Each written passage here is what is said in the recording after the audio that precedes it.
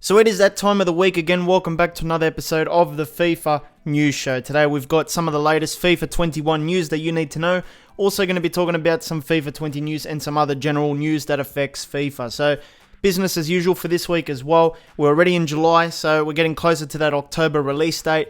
And time is going very quick, already 6 months down, another 6 to go, unfortunately. I mean, 2020 has been a bit of a mess, but we've got to push forward and keep going. So business as usual today. I hope you do enjoy. So even though we've got over 168,000 subscribers on this channel, we've still got a big majority of you guys watching the videos but not subscribed. If you want to know all the latest FIFA 21 news, this will be the best spot. Make sure you subscribe today and join the other side. So before we get into it, it is weekly shout out time. These are the people who recently became members over the last week. I need to thank Peter and Christian for becoming channel members. Thank you for your support. If you want to join up as well, you can click the join button. If you can't find it, I'll throw the link in the description. Pretty much you're helping support the channel, but I'm also going to give you a shout out when you sign up, and you also get some exclusive icons when you comment on my videos. It looks like EA has begun playtesting for FIFA 21. They put out a tweet on their EA playtesting account that said, "Do you live in the UK or Sweden? We are on the lookout for FIFA 20 fans to participate in a new playtest from July 2nd to the 14th. Play games, give feedback, and get some great rewards."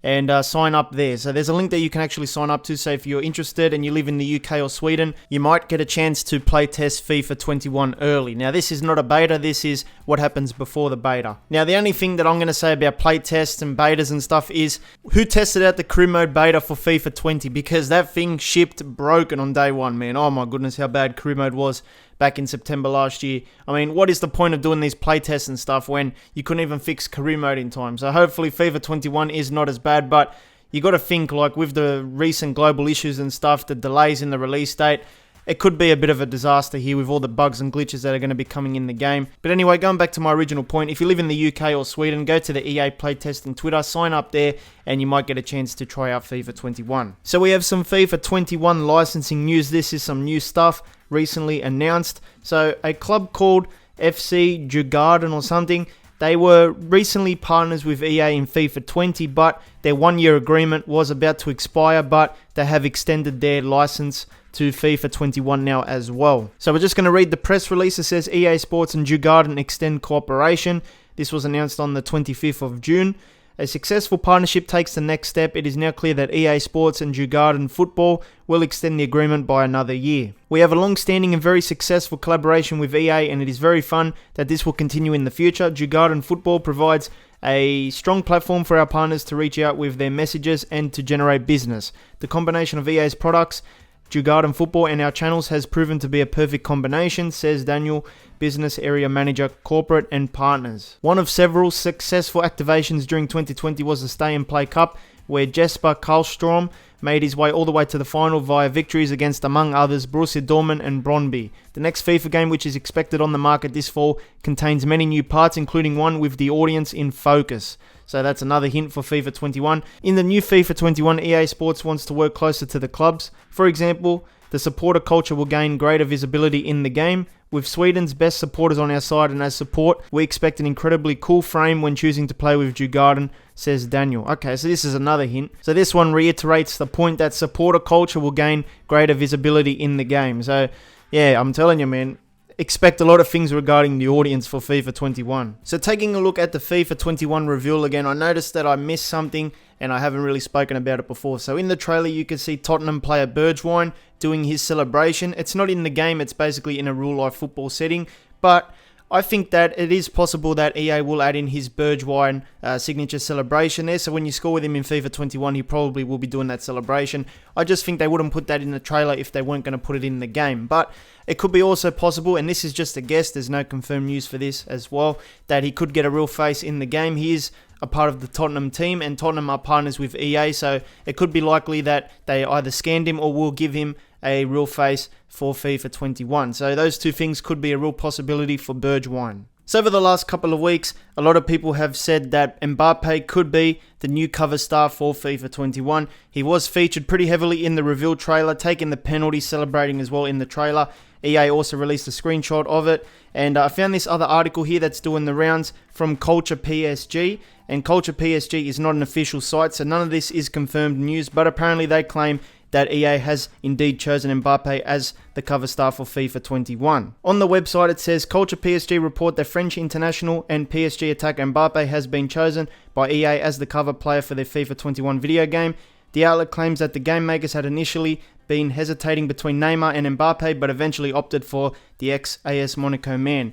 The decision was taken several weeks ago, which is a first for a PSG player since Harao on FIFA 10. So yeah, at the moment I don't really know what's going to happen, but if I had to guess, I think I'm on the Mbappe train.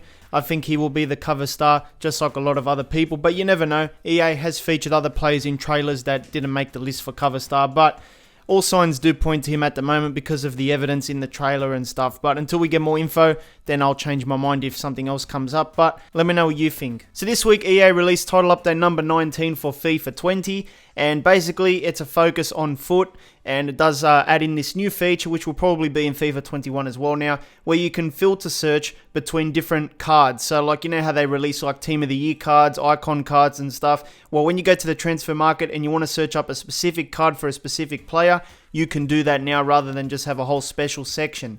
And also in your club, if you're looking for a special item card for your player, you can do that now with the special filter that they've added in. So it's a good thing. It should have been in the game for ages, but everyone who has like colorful clubs can find their players a bit easier now. So this week, Madden 21 put out some information for their career mode called Franchise Mode, and they've got two different types of Franchise Mode. The first one is like a storyline mode like the Journey, and the second part is called Classic Franchise, and it's like what we play with, like in Manager Career Mode and stuff. But I've got no hope for Career Mode after seeing what Madden's done for their Career Modes. Basically, patch notes. Like, this is all the new stuff in the game, and you can fit it all in one screen because it's pretty much just patches. Like, they haven't added anything new to this game mode, and it gives me no hope for Career Mode because knowing EA, they've probably done a similar thing with Career Mode this year for FIFA 21.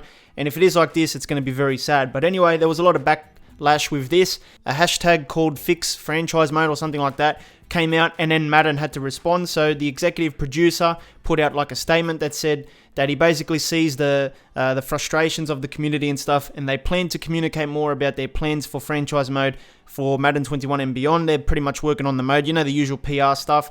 Now, in my opinion, this is just a little too late. I think it's like damage control for EA because I think it would be common sense for EA to know that crew mode fans want changes, and they've kept the same copy and paste mode for the last 7-8 years. So it's common sense to feel that people want to see change, and you're not giving it to them. So whatever they say here is just words. Until I see the actual changes, you know, I'm not going to, expect anything better to come out of this. So we have a squad update to take a look at for FIFA 20, the 2nd of July squad update. This is the players that got added. So as you can see, you can pause and take a look. Nothing too exciting there.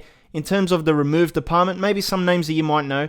The first one is Mathieu, who plays at Sporting. He got removed now. Gelson Fernandez got removed. Pizarro, Rodriguez, and a few other guys there as well. There's a little bit of a list there. In terms of the updated section, only 2 players today. Joel Campbell went down to a 74 potential, and Azemi went to a 65 potential as well. So that's pretty much the squad update for that one. So it looks like FIFA 21 will be getting a beta, a closed beta, because EA has recently done one with Madden as well. I think it's already started. It works pretty much the same as any other beta. You can't record anything, put anything on YouTube and stuff, and you have like a section where you can submit feedback as well. So yeah, I expect EA to do the same thing for FIFA, maybe in September or something, because it is delayed the game this year. So yeah, expect a FIFA 21 closed beta to come around really soon. And now I have a bit of an update in regards to the gambling situation, and a few weeks ago I spoke about a petition that you can still sign, so I'll leave the link in the description. It's basically to extend the Gambling Act to cover loot boxes.